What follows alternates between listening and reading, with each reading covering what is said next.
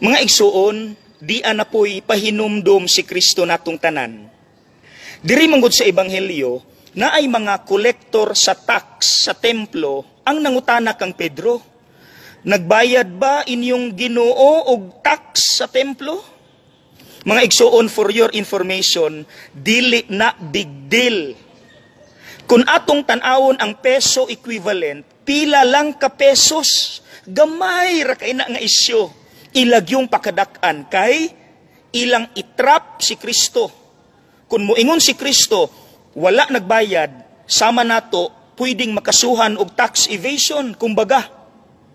Pag abot ana sa dalunggan ni Jesus, kung atong iparaphrase, mauni ang buot niyang pasabot, nganong i-big deal man na nila, nga gamay ra man ang isyu, ha? So ang tubag ana, gamay ra pod. Unsay giingon niya kang Pedro, pamasol didto. Ang unang isda nga imong makuha, ablihi ang baba, tuway sinsilyo, ihatag nila, maunay atong tax. Ang gamayng isyu, gitubag ra po gamayng tubag. Bantog ra mga igsuon nga makarelate gyud si Kristo nato karong panahon na kay naa na di ay nang batasana sa una. Kana bitang mga tao sa atong palibot mga igsuon nga gagmay utok. Munay term nato nga mga utok bulinaw.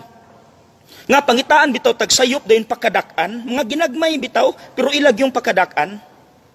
Aron lang gyud ta madaot. Kung atong basihan ang gihimo ni Kristo mga igsuon, simple lang ang tubag. Kung gamay ilang utok at bangig gamayng tubag. Kumbaga, kung ila kang hilabtan, ayaw palita, pasagdi. Kay dako tag utok sila gamay.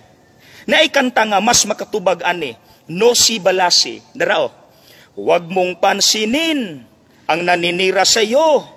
Basta't alam mo lang na tama ang ginagawa mo.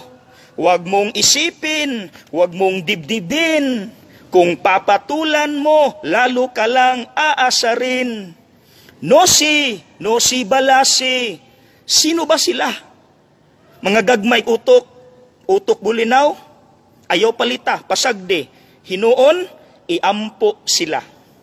Iampo. Okay? Iampo ha? Ayaw palita, pasagdi. God knows what you are doing. As long as it's good, go. Pasagdi ang mga tao nga mangitag isyu og pakadak-an. Iampo sila. God bless.